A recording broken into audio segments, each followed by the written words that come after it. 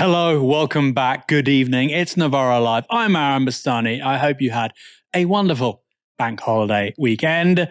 The nights are drawing in, but fear not, because Novara is still with you every night here on YouTube at 6 p.m. Later, I'll be joined by Dr. Mike Bankole. We have so much to talk about tonight. A story about the CEO of Telegram. The Labour leadership may be about to change the party election rules again, and a Paralympian has been forced to crawl off a British train. But first, Keir Starmer's address to the nation. Keir Starmer has given his first major speech since becoming Prime Minister. This morning he spoke from the Downing Street Rose Garden, and that was a clever location given he focused on the rot the Tories had left at the heart of government.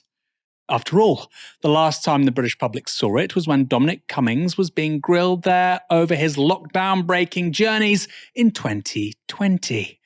Addressing an audience of journalists as well as 15 ordinary members of the public, Starmer began by saying that wealth creation was his government's #1 priority. Then he turned to how difficult that was going to be. Things are worse than we ever imagined. In the first few weeks, we discovered a £22 billion black hole in the public finances. And before anyone says, oh, this is just performative or playing politics, let's remember the OBR did not know about it. They wrote a letter setting that out. And they didn't know because the last government hid it. And even last Wednesday, just last Wednesday, we found out that thanks to the last government's recklessness, we borrowed almost £5 billion more than the OBR expected in the last 3 months alone. That's not performative. That's fact.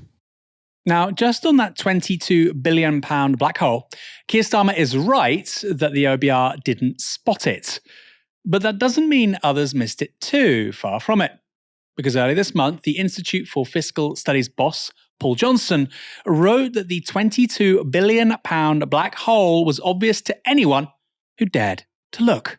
And when the Labour manifesto was published in June, plenty of journalists and economists did dare to look, writing widely about the hole in the country's finances that both the Tories as well as the Labour manifesto left in place. So yes, Keir, it is performative to be acting quite so surprised now. But the public purse wasn't the only thing Starmer accused the Tories of mismanaging. They'd also enabled social rot. This is Starmer on the race riots of a couple of weeks ago. These riots didn't happen in a vacuum.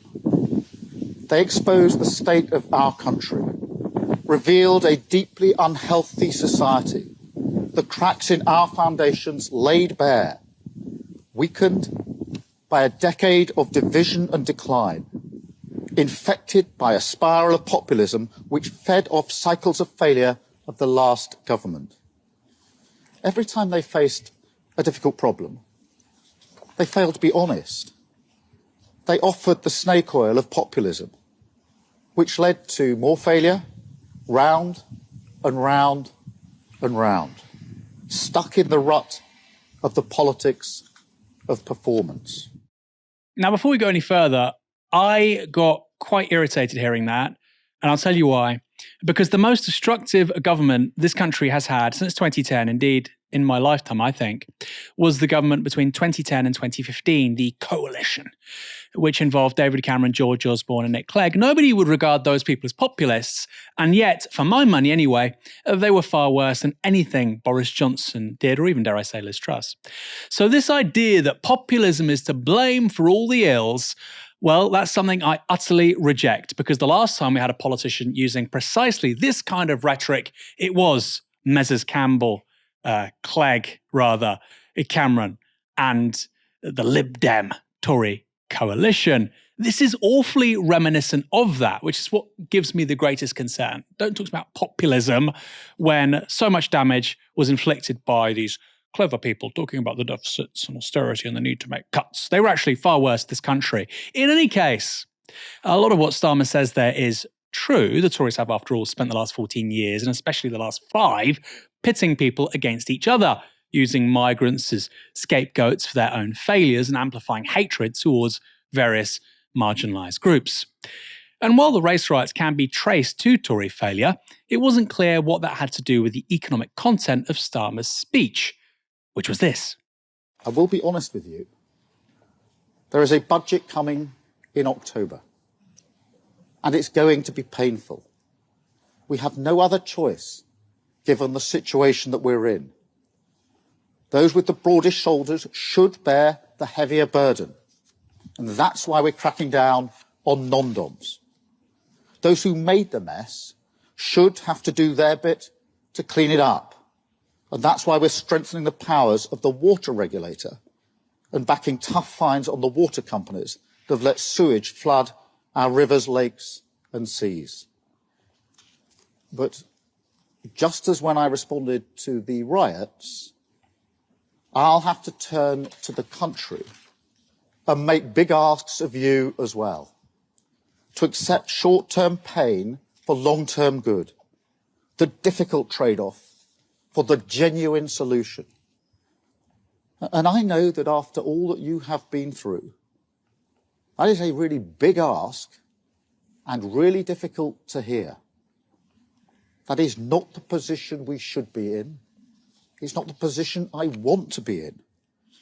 But we have to end the politics of the easy answer that solves nothing.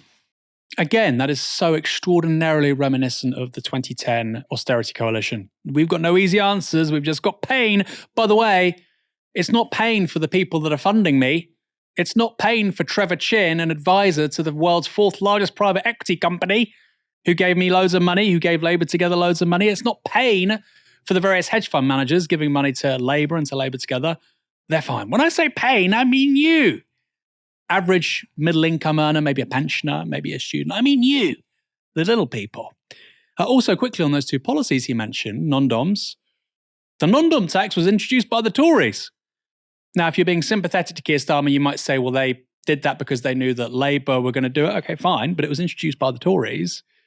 And then on the water regulator, coming after the water bosses and the water companies, they're being fined. They've been fined. It's happening. What are you going to do that's new? Again, not really much detail.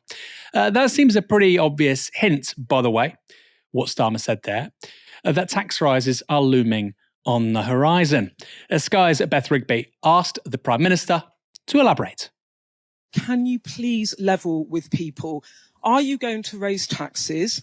And are you looking, when you talk about the broadest shoulders, are you looking at taxes on working people? Or are you now looking at a range of wealth taxes on shareholders, homeowners, big business? Thank you. Beth, as I said in the campaign, in relation to working people, income tax, VAT, national insurance, we will not increase tax. I was clear before the election. I'll be clear again after the election. Obviously, the budget is in a number of weeks and the detail will be set out there. But I say again what I said before the election, which is we have to get away from this idea that the only levers that can be pulled are more taxes or more spending. Our number one mission is to grow the economy, to make sure that we are creating the money in the first place. That remains the number one mission. Nothing knocks that mission. And that's why it's really important that we have a transport system that works. That's why it's really important that we have an NHS capable of getting through the backlog. That's why it's important that we have the National Wealth Fund, Great British Energy, that we unlock planning so we can get on. All of those decisions are decisions we've taken in the first 7 weeks to make sure we get the economy where we need it. But we're going to have to take tough decisions. I did not cater for a £22 billion black hole. And that's because it wasn't on the ABR's books. We were looking at the available, as you were, the available material. But it wasn't there. The OBR didn't know about it. That's why they're conducting a review, is to find out why they didn't know about it. But £22 billion black hole on top of what we knew to be the situation is a problem that I'm not just going to pretend isn't there or that we can easily fix. We're going to have to fix it. We're going to have to fix it quickly, because I genuinely do not think that the politics where we simply pretend things can be done that can't be done is working. And we will do it straight away. That's why I call about sort of getting the rot out now Because if we don't do it, if we paper over it, we know what's going to happen. It's like the damp or whatever. Anybody who's ever decorated a house knows how this works. Pretend it isn't there, paper over it, and guess what? In a year's time, it's 10 times worse. We're not going to do it that way. Papering over damp. That is something, by the way, that landlords tend to do, isn't it? I've experienced it many times myself. Maybe Keir Starmer could talk to his colleague Jazz Atwell, who's an MP with 18 properties. I wonder if he does it. Starmer's problem is that people don't trust him or the Chancellor, that's Rachel Reeves. And that's because his announcement today comes in the context of Reeves' announcement last month that she would try to plug some of the economic black hole by ending the winter fuel allowance for all but the poorest pensioners. ITV's Anushka Astana put that connection to the Prime Minister. You talk about choices, and there are plenty of things you've chosen to spend money on. You've chosen to give bumper pay rises to doctors, higher than for nurses and teachers, and you've chosen to take these benefits off pensioners. Age UK say 2 million will be pushed into hardship as a result.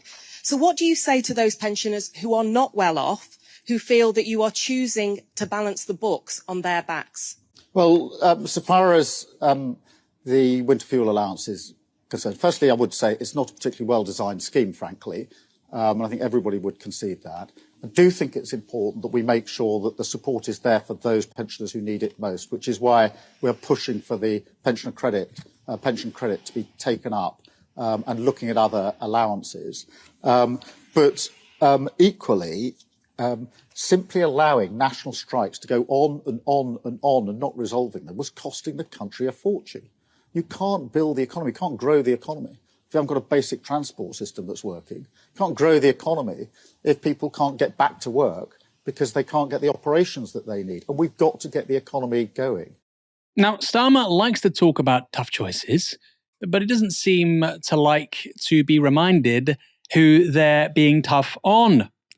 Reacting to Starmer's speech, coordinator of the End Fuel Poverty Coalition, Simon Francis, said this.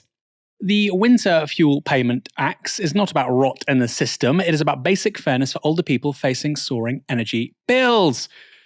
In real terms, the changes this winter mean that some older people will face the highest energy bills on record. Of course, that's in relation to the cap going up by 10%. This has the potential to create a public health emergency, which will actually create more pressure on the under-pressure NHS, which the Prime Minister says he wants to fix. If the Prime Minister needs to find some, quote, broad shoulders to pay for this support, let's not forget that every month we hear about more massive profits for firms in the wider energy industry. Well said. Some of the unions were not best pleased with Starmer's speech either. This was from Sharon Graham, boss at Unite. A bleak vision of Britain is not what we need now. It is time to see the change that UK Labour promised. Britain is in crisis. But to say there is no money to rebuild our industry and infrastructure or to restore our public services is simply not true. The top 50 families have more wealth than half our population. The money is there. It's time for a wealth tax on the super rich and a tax on excess profits. She goes on to say, we don't need more excuses about fiscal responsibility or talk of wealth creation. We should not pit pensioners against workers. That is not a choice that should be on the table.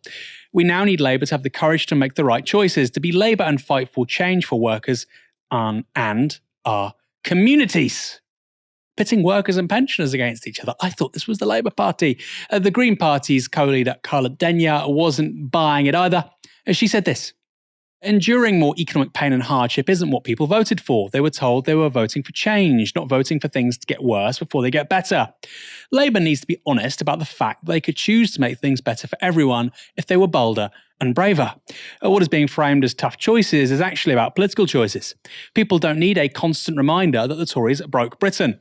They need a new approach, not misguided fiscal rules that are set to make things worse. For some Starmer fanatics, though, and yes, they still do exist just about, only a traitor would dare question the Prime Minister's approach.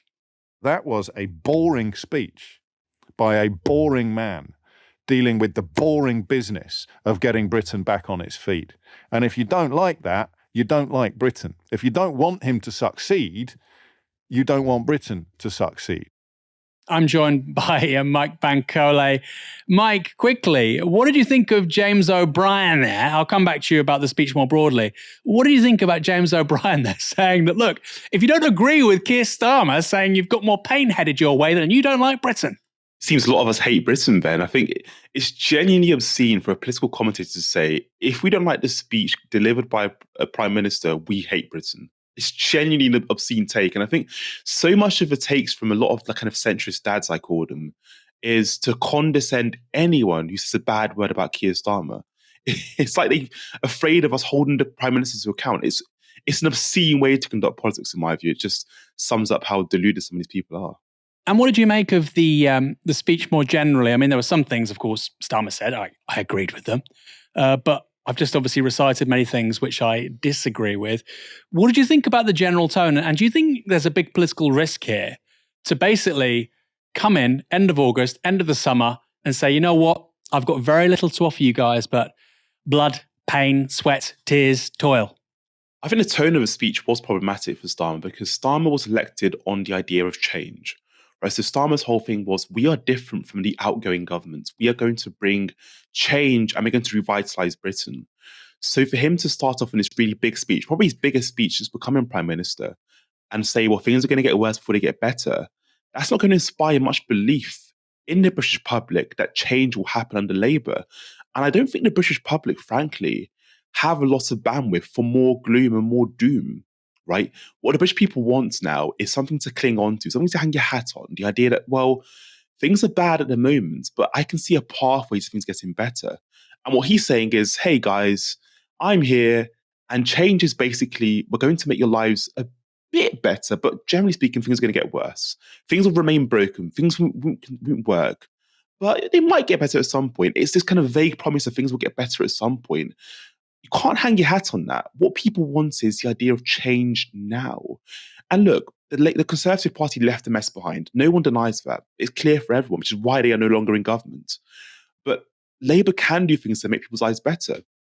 When it comes to the idea of finding money, Labour could commit to taxing the super rich and these kind of wealthy companies, but they're refusing to do so. So Labour are making not kind of these tough choices.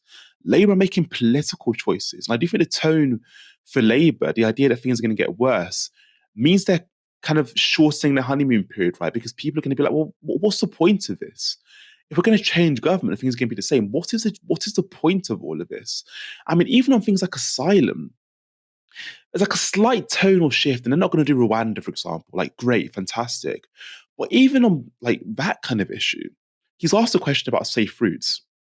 And Starmer has a chance to be like, yes, we're going to advocate for safe routes and really change the narrative on immigration, on asylum. And instead, what Starmer does is use the type of language you might have heard like a Conservative leader use in the past. He said something about, we're going to tackle these smuggler gangs and we're going to be down with the gangs. Now, for anyone with any idea about how the asylum system works in this country, the reason why people travel across this English Channel on dinghies or hang on the back of lorries to come to this country isn't because they're thrill of it, isn't because they enjoy that.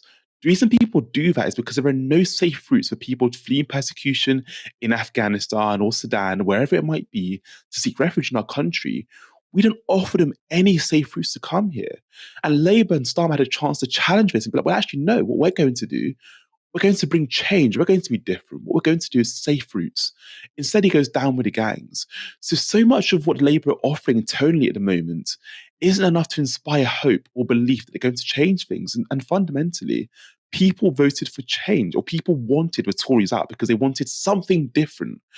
And if what voters are seeing is a slight difference, and it's kind of maybe a slight tonal difference, but nothing tangible or significant, voters are going to lose belief very, very quickly in Labour. And I think the final point I'd make is Labour's vote wasn't about, everyone was so fooled by Labour's manifesto. I think people voted for Labour because they're fed up with the Tories in many cases.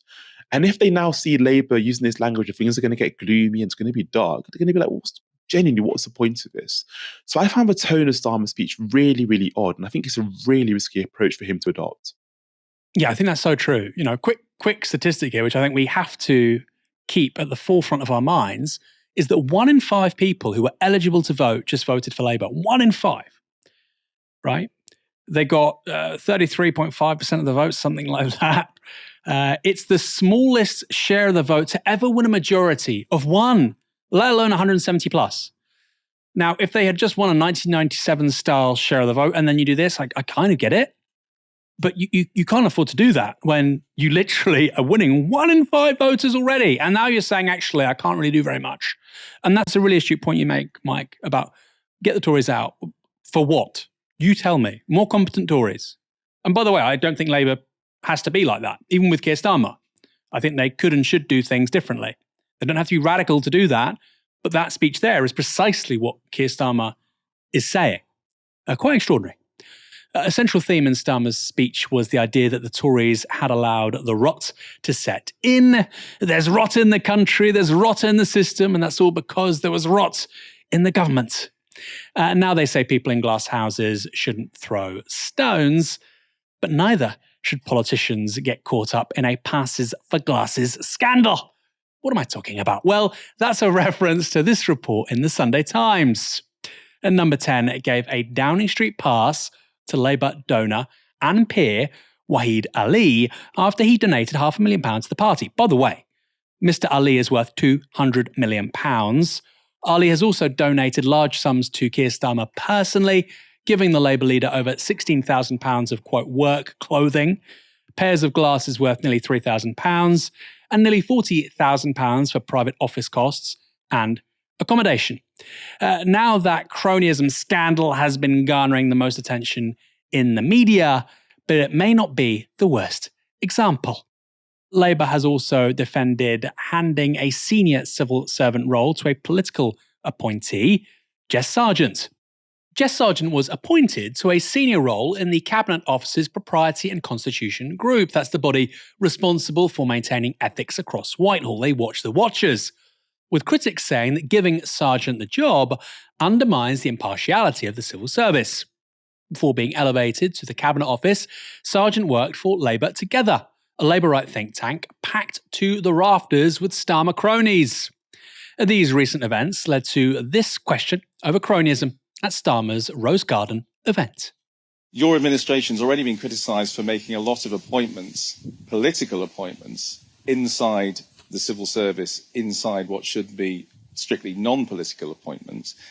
Wouldn't it be a good idea to have a review now by your Commissioner for Ministerial Standards, just to set the record straight, to clear the air? Because at the moment, a lot of people are wondering whether you really are getting the rot out in terms of the way public administration works. Well, look, Andy, most of these allegations and accusations are coming from the very people that dragged our country down in the first place. So you'll forgive me if I take that approach to it. We are going to fix the foundations. We've got to do it at speed, and I'm determined to have the right people in the right places to allow us to get on with that job. I'm enormously aware of how big a task this is and how we have to move at pace. And that's why we're getting the best people into the best jobs. But I'm not really going to take lectures on this from the people who dragged our country so far down in the last few years. I'm not going to take lectures from the Tories about this. Well, the Tories are lecturing you, Keir. I am. The Sunday Times is. People within your own party are. You cannot cherry pick a senior civil servant working at the Cabinet Office whose job is to oversee high standards in public office. When it comes, they previously worked at an organisation, Labour Together, which is basically a super PAC for the Labour Party. That's how it was described by John Cruddas. It's not a think tank, it's a super PAC. It channels millions of pounds from multi-millionaire donors, including hedge fund managers, Trevor Chin. It channels money from them into candidates' offices, quote-unquote free research so they can shape policy. It's policy capture, it's political capture in real time. And the incredible thing with the Sargent story is it's also an attempted capture at the permanent state apparatus. I mean, my goodness, Vladimir Ilyich Lenin would be impressed. Mike, what did you make of Keir Starmer's response there? I think, again, it's this kind of dismissive tone of, you can't hold me to account. This idea that we're different from the Conservative Party. They're a mess. We're decent. I think the problem for Starmer is one of the key dividing lines he's chosen to draw between himself and the outgoing Conservative administration is one of competence and decency. So we're going to restore political standards as you know it, the kind of good old days, great British public decency. We're going to be good public servants. Now, this story, this emerging story, undermines that because he went so hard. We have to remember on the Tory sleeve stories, and rightfully so, by the way. Those stories expose the rots we have at the heart of our politics and the heart of our government. But Starmer cannot be seen to be doing the same thing because literally the big dividing line was, hey, we're more competent and we're decent. We're actually decent people. We care about you. So the idea that he's now doing the same thing is like, well, actually, hold on a minute. You said to us things are going to get worse before they get better. That's the first thing you said. You're not offering that much differently that we can look at and be like, this is really different. And you're now also engaging in the same kind of sleaze and corruption that we saw from the previous administration. What really are you, Keir Starmer? So I do think this raises concerns about the dividing line that Keir Starmer has chosen to draw between himself and the Conservative Party. So more than anything, it underlines one of Keir Starmer's central messages that he's told voters for years and years. I'm decent. I'm going to restore good standards to public service. I'm going to serve the nation with integrity and decency. That's not decent to kind of stuff these independent bodies with your guys. But that's not how things should work. So I think Starmer's making a rod for his own back here and is, leaving himself open to quite big attacks that, whether it's the Times or whether it's us, people can kind of, hit these quite easy punches because Labour leave themselves open to them. Yeah, this is really key. I mean, and the problem with social media is, people look at these stories. If they like Keir Starmer, they say, oh, it's no big deal. It's stirring. If they don't like Keir Starmer, they say, oh my God, he's worse than Boris Johnson. These are very significant stories. One we've not mentioned is Rachel Reeves basically appointed somebody to work for her who'd previously given her money. Obviously very bad, not illegal, but I suspect it's a significant breach of protocol. I don't suspect, I know. You have the story with regards to Jess Sargent. Now, quickly, senior civil servants have to go through an open, accountable scrutiny process. You can't just pick somebody. There has to be an open, tendering process, so to speak, with regards to personnel. You can have exceptions. You can have exceptions under certain, circumstances. I don't see why this would fit into those circumstances, but you can have exceptions.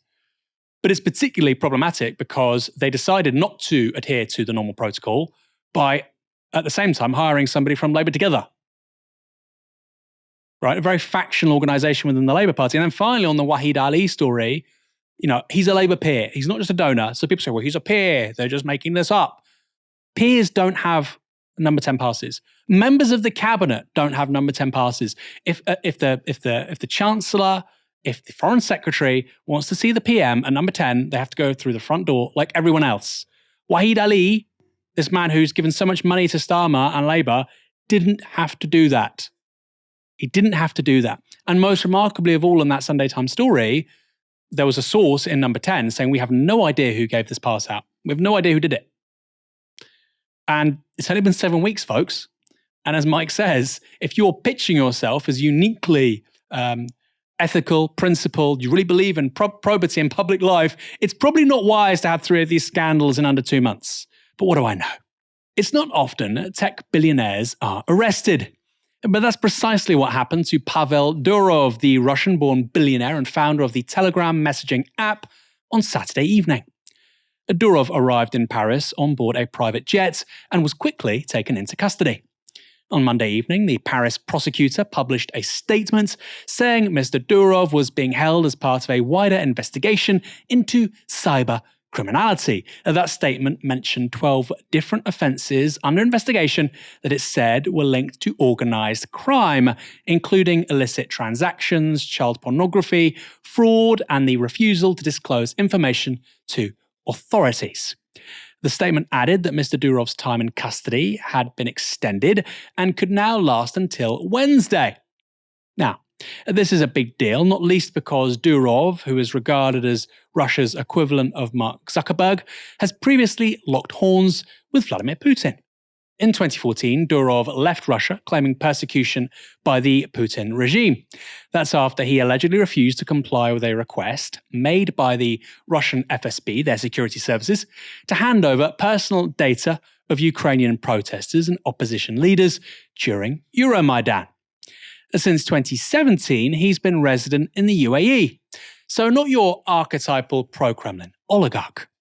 In 2021, he even became a French citizen.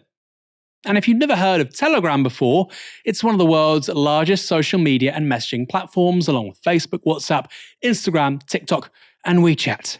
In July, Mr. Durov claimed the platform had reached 950 million monthly active users. Wow!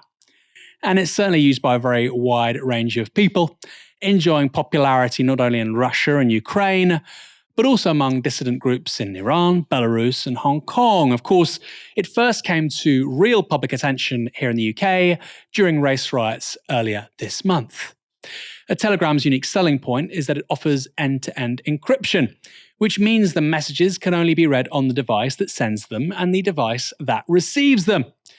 Which is perhaps why governments have been increasingly taking an interest in Mr. Durov and his staff.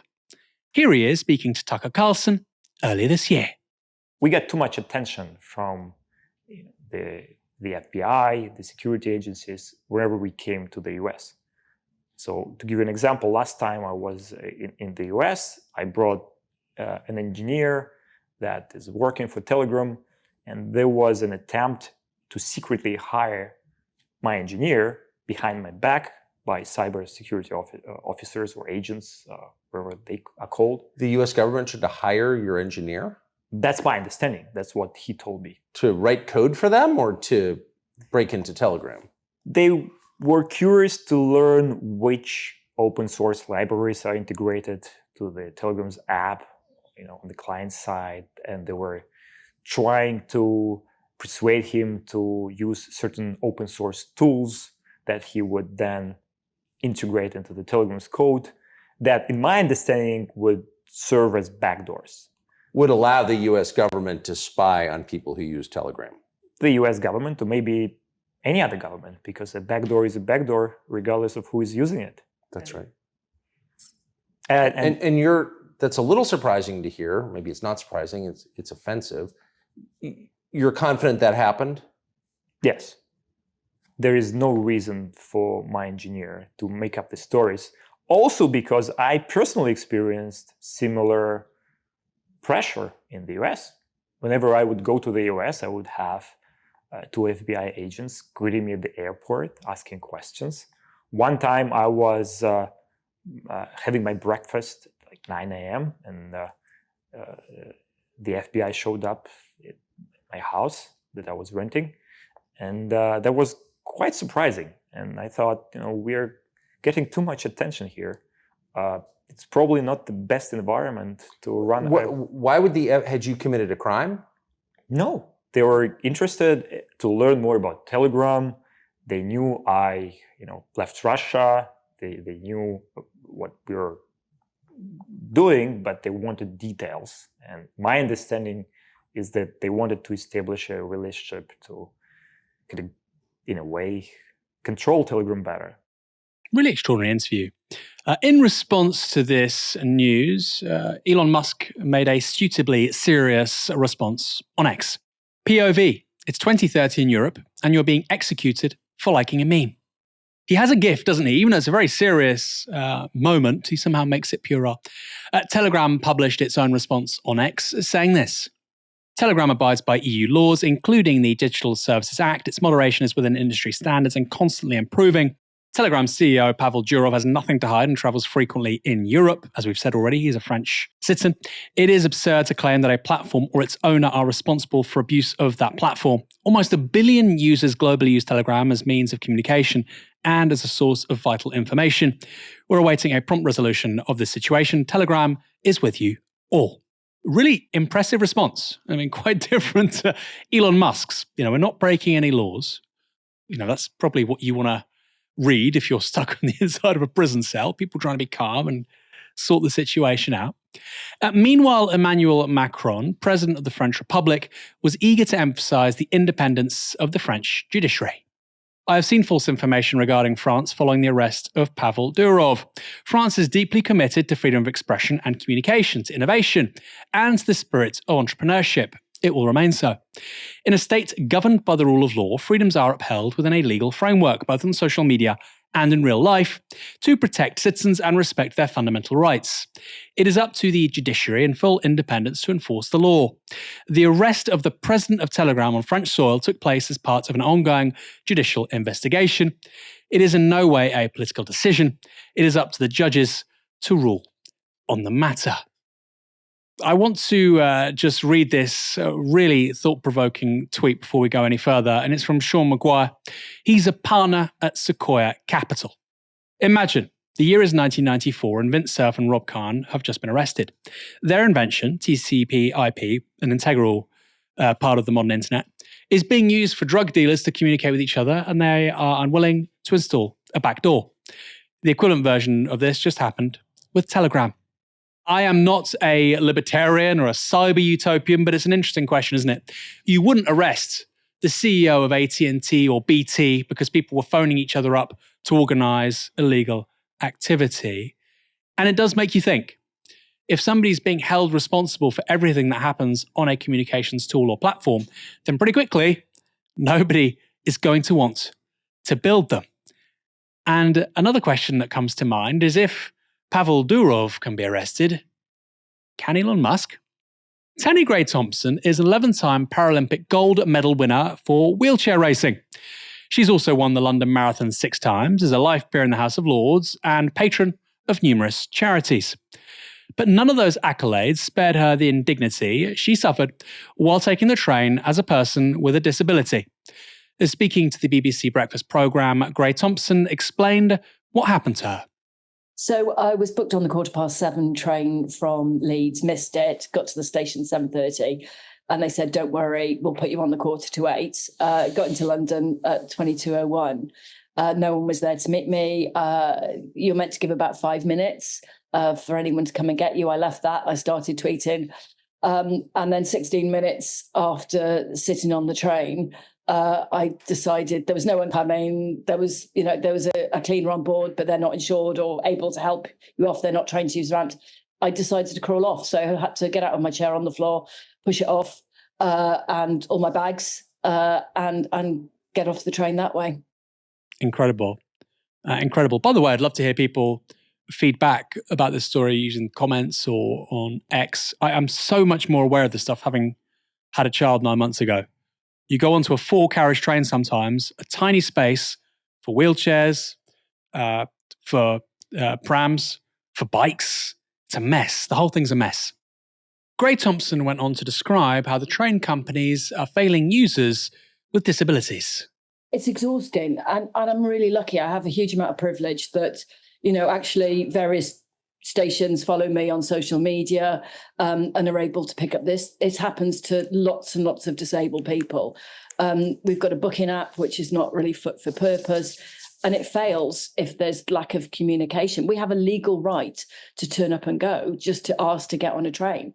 And trains were meant to be step-free by January the 1st, 2020. And the last government said it's going to be 100 years before disabled people can get on a train without the permission or support of a non-disabled person. And it's exhausting, really. I was really angry last night. Mostly because, I can just about do it, but there are lots and lots of other disabled people who can't and would have been stuck until who knows when. Just utterly appalling. Utterly appalling. Quickly going back as well to what I said a moment ago about being far more aware of this. I mean, I was aware of it. Of course, you read about it, you hear stories like this, but viscerally aware of it. Yes, using trains between places, also the London Underground. So many stations on the London Underground do not have step-free access. So many. One of the wealthiest, we can have a conversation about how Britain isn't actually that rich. That's broadly true, actually. But one of the wealthiest cities in the world. Like, you could be a multi-millionaire in London, you cannot use the Underground. It's crazy.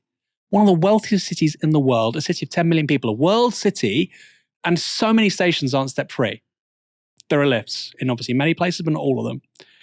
Just an indictment, frankly, on our political system being able to get the basics right. For more on this, here's award-winning disability activist Anna Landry. I heard from Tanni last night what happened, and I think my first reaction was, unfortunately, that this happens all the time.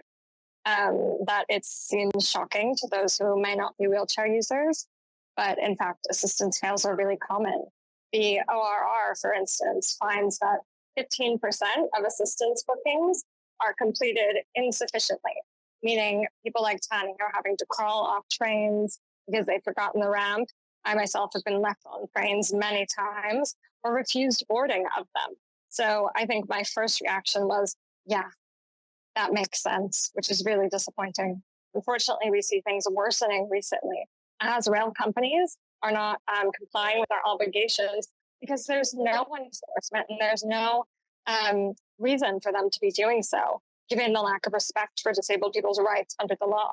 So we're seeing these things happen more frequently. We're also seeing disabled people become more able to communicate that they're happening, communicate with one another.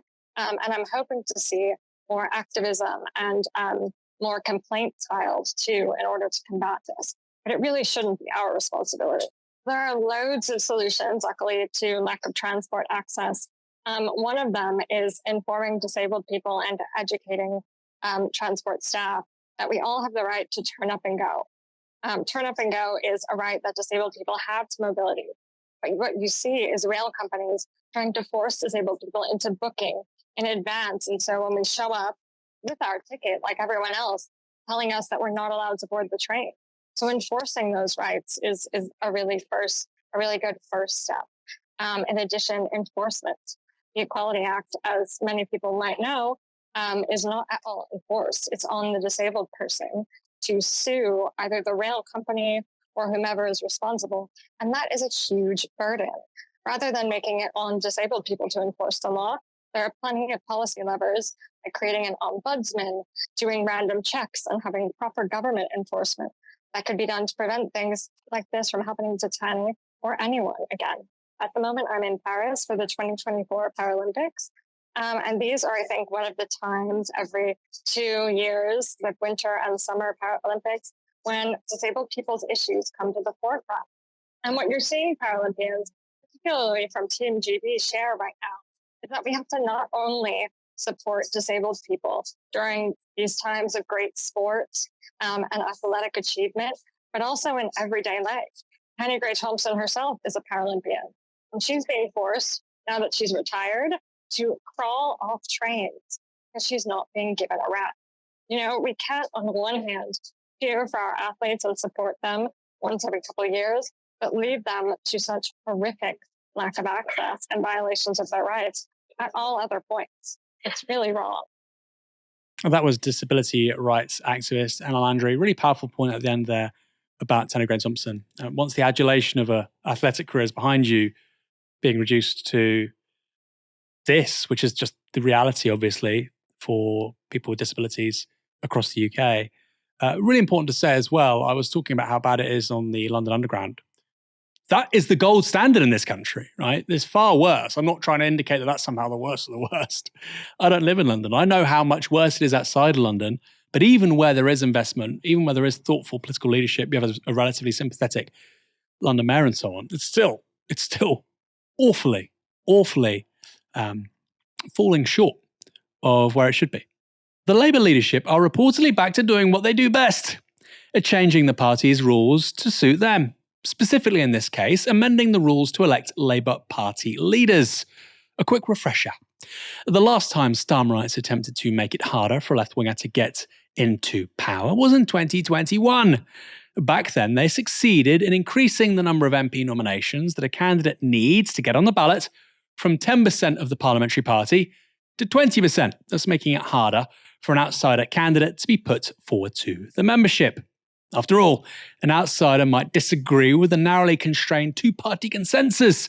They might even think millionaires shouldn't be able to buy political influence. We can't have that. That was particularly weird as a political priority from Keir Starmer, given it was the very same system that just let him win. It's so bad I won. We have to change it. But now something even stranger is happening, because the Labour Party might be back to changing its leadership election rules, even when you'd hope they might just have slightly more important things to be worrying about, like governing the country. The Sunday Times reported over the weekend that Labour conference this September could see members stripped of the right to choose a leader when the party is in government. In other words, members would still choose the party leader when in opposition, for now, but would have no role whatsoever in picking the Prime Minister. This proposal is allegedly in response to the calamitous premiership of Liz Truss. In 2022, Truss defeated Rishi Sunak to replace Boris Johnson. And in doing so, she became the first Prime Minister chosen by a party membership. That's not quite true, as it happened with Boris Johnson too. However, there were other occasions when that wasn't the case. In 2007, Gordon Brown replaced Tony Blair unopposed. And of course, the same happened with Rishi Sunak in the autumn of 2022. So it's not that usual. The subtext then is simple. In order to avoid a left-wing version of Liz Truss, who almost crashed Britain's pension funds, this rule needs to change. The Sunday Times goes on to report this.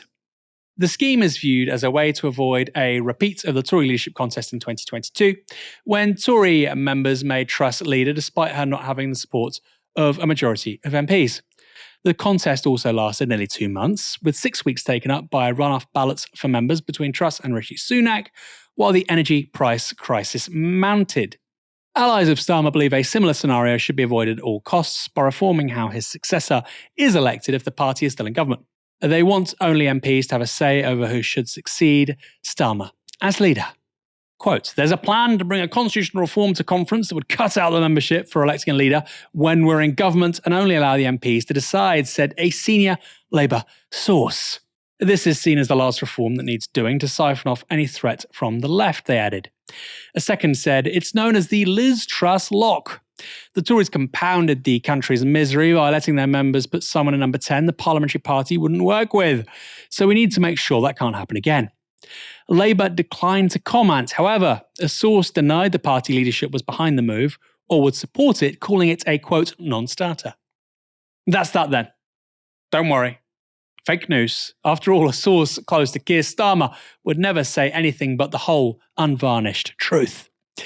John Rentoul, chief political commentator at The Independent and noted water carrier for the Labour right, responded with this. Labour was first to allow non-MPs to vote for PM. It should be first to end it. He then proceeded to say this. Welcome return to principle of parliamentary democracy, but I doubt if Labour conference is ready to vote for it. Here we go again. The party leadership and the ruling faction fix the parliamentary selections about who can become MPs. And the MPs determine who should be the party leadership. That's democracy, didn't you know? The public, where are they? Well, they don't matter. They don't matter. MPs select the leader, leader selects the MPs. Now, in principle, I'm not having a Michael Walker moment here, but hear me out. I'm not opposed to MPs choosing the party leader, provided the MPs themselves are subject to mandatory selection and aren't parachuted in by a ruling cabal in London. Members choose MPs, MPs choose leader. I think that's reasonable. But remember, according to much of the media class, wanting mandatory reselection is revolutionary insanity. Are you a Stalinist, a Leninist, a Trotskyist, all of the above? It's not like the Lib Dems and the SNP have had it for decades, or that there are primaries, yes, primaries, in the United States. Mike, is the reason for supporting this rule change, as the likes of John Rentoul do, essentially the same as their rejection of mandatory selection? Fundamentally, they don't want people involved in the democratic process. Yeah, I think so. And it's being framed by some as a return to democracy as we know it. This is parliamentary democracy. The idea that MPs have all the influence and members, we don't really need to hear from you when it comes to the important decisions. You just give us your money and shut up, essentially. This is democracy. I think the problem is, in that context, and I've seen a few academics actually, a few of the poll profs support this as well. But in that context, what are members for? Because as you said, Aaron, as things stand, in so many Labour seats, MPs or candidates are just parachuted in, with members having no say whatsoever, no oversight whatsoever. So members can't vote on who their local candidate is, or in some cases. And they're now being told, well, also, you can't vote on who the leader of the party is. but you're important to us. We really value our members. And we also have to remember, I think there's a context here where members are becoming less influential when it comes to policy as well. They're being shunned and dismissed and put to the side when it comes to policy as well in some cases. So members, no influence over policy, little influence over candidates. And now they're being told, also, by the way, guys, we don't want you to vote in leadership contests. What is the point of a member in that context? It's literally just, you're saying to members, you give us your money, you just sit there, we make the big decisions, we're the adults in the room, we're the grown-ups, we're the decent ones, you guys just keep giving us your money, that's all we need from you. And I don't think that's a sustainable model at all. And I think fundamentally with our democracy, what we need to do is to increase the access points for ordinary citizens, right? Because we have a system in the moment that in some parts of the country, people view their votes as meaningless, right? So people turn out to elections every 4 years or not turn out to elections every 4 years because they think, what's the point of voting? My vote doesn't mean anything here. And those people need to have some way they can express or vote in a democratic process, whether it's selecting members, whether it's selecting their candidates, whether it's having a voice in policy.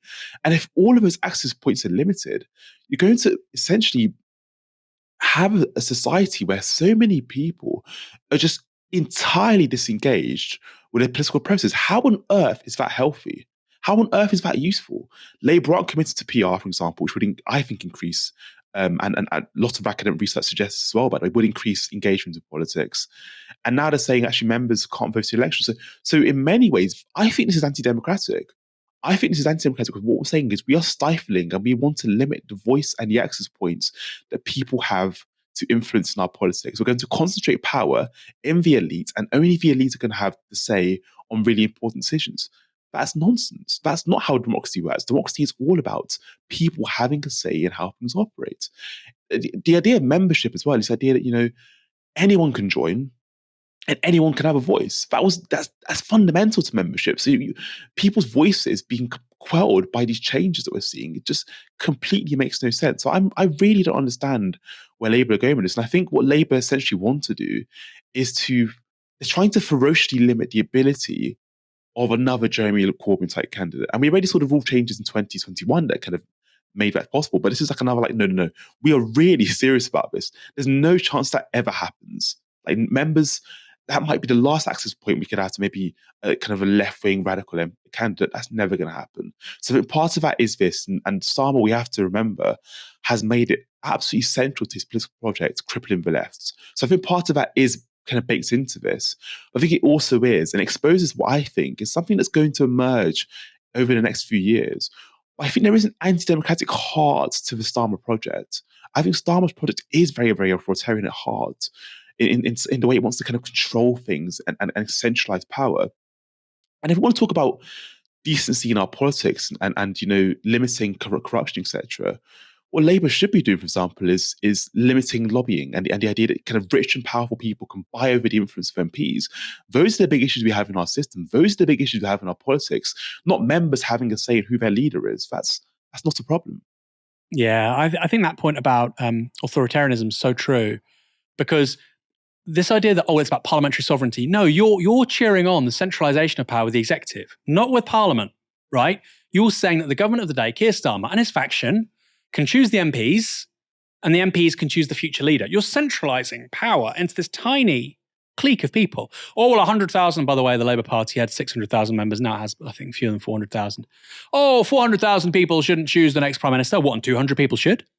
200 people should? Have you seen the calibre of some of these MPs? Why do you think they're any better suited than a party membership? And by the way, Liz Truss, you could talk about Boris Johnson.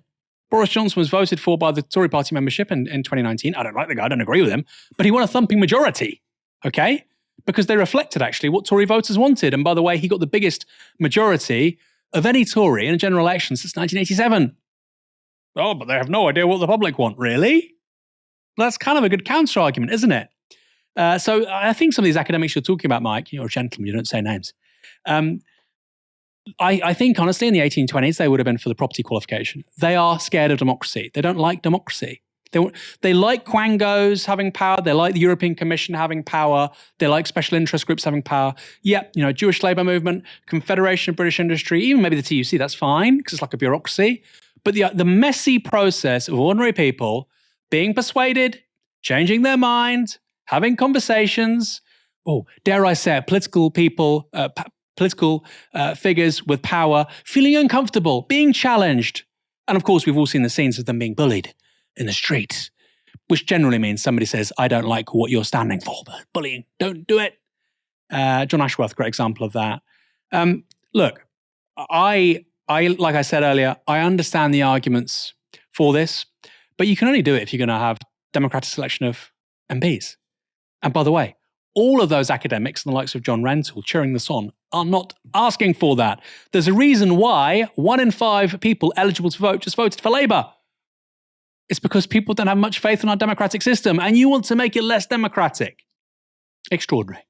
Now, I'm on the left, but even I have to admit it. Liz Truss is a historical figure.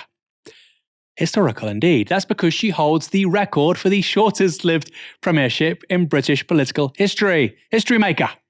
But in those 49 days that she held power, Truss managed to rock the UK economy to its core.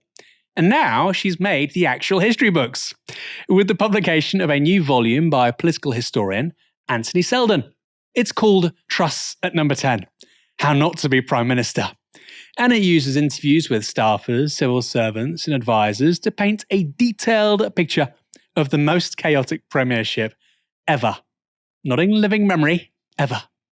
But it turns out that it wasn't only chaotic, it was, according to Seldon, and I shouldn't laugh, downright homicidal too. The Independent has read the book and reports this gruesome revelation. Sir Anthony says a group of Miss Truss's Tory aides met to discuss the issue. One of her senior advisors, Alex Boyd, was told that Truss and Kwarteng were thinking they could still sort out the black hole with severe cuts. We've been told that they're looking at stopping cancer treatment on the NHS. Mr. Boyd's response was to ask, is she being serious? Writes Sir Anthony, while other aides said she had, quote, lost the plot. She's shouting at everyone that we've got to find the money. When we tell her it can't be done, she shouts back, it's not true. The money is there. You go and find it, they told the author.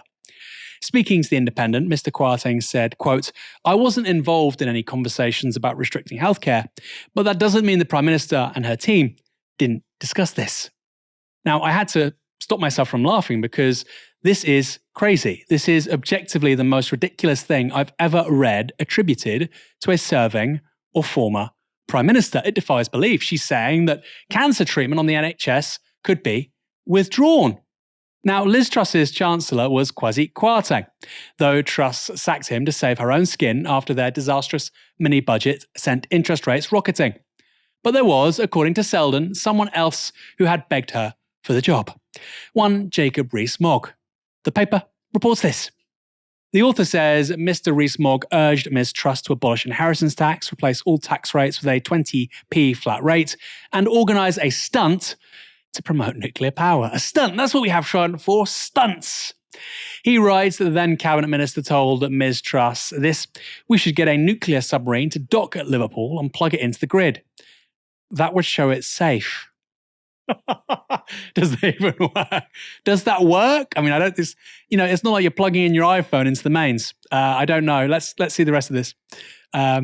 Sir Anthony says Cabinet Secretary Simon Case dismissed the idea as a non-starter, adding, the subs are needed in operations. Can you imagine? A nuclear submarine with nuclear weapons docks at Liverpool. But Chancellor Rees-Mogg plugs it into the mains. I almost wish this had happened, by the way. And it's a political stunt. That's apparently going to win you votes. Seldon also writes about a certain level of paranoia in number 10. This is from The Independent again. He describes friction with other senior Conservatives and says that Ms. Truss referred to Michael Gove as a snake after he denounced her tax cuts. So Anthony claims that Ms. Truss suspected that a dirty tricks operation was being planned by unnamed figures in Tory HQ in an effort to stop her from becoming leader. He says her allies feared there would be an attempt to, quote, intimidate her with talk of a thick dossier of her indiscretions, her drinking, cocaine use by others among her team in the event the dossier, quote, never materialised, says the author. Mike, we deserve to see this dossier, don't we? We absolutely do. I think Liz Truss is an interesting political figure, to put it mildly, right? So we have to remember she starts her journey as a Lib Dem, right? A Lib Dem who's anti-monarchy, and we see these clips of her speaking out against the monarchy. And even as she shifts to the right, right? So she shifts to the right and she becomes a Tory MP, as we all know, and then later on the leader of the party for like 5 minutes. But she actually votes to remain in the European Union, right? So she's not this kind of like radical, kind of cranky MP at this point. She's just a kind of like middle of the road conservative, nothing to make or to kind of like think about really. And since then, she's been on this journey where she's like rubbing shoulders with Donald Trump and Steve Bannon and all these really radical people, and talking about how the deep state tries to unseat her as part of this kind of radical project that they're embarking on to get rid of the right or whatever it is she talks about. So I think in many ways, the fact she shows us fundamentally how not to be a prime minister, as the kind of book is titled. But fundamentally, I think that political journey of going from like kind of the middle of the road Lib Dem, anti-monarchy, to being someone who's, you know, rubbing shoulders with Farage and Trump and being a cheerleader for Donald Trump. She literally goes over to the US, and I think earlier this year she was either on a panel with Donald Trump or just speaking about Donald Trump, and she says something along the lines of, "I'm here to warn you, Donald, about the kind of the forces that got me out of power, because I think they're after you too." And she's made it her mission, and her kind of her political project now focuses on kind of warning people of this kind of neo-Marxist revolution against the right in the UK. It's genuinely interesting. She thinks that Marxists have that much power in the UK. Kind of wish they did, but it's not the case at the moment. So yeah, I just think, you know, Liz Truss is someone that, you know, she fascinates me. I'd love to know a bit more about what goes on in her head. I want to read this book. And then I think once I've read the book, I would love to interview Liz Truss. Mike, thanks for joining me tonight. Great show as ever. Pleasure as always. The B team back in action. You love to see it. Yeah, the B team after a bank holiday. It was much needed, much overdue. And thanks everyone for watching this evening. This show will be back on Wednesday, tomorrow. You've been watching Novara Media. Good night.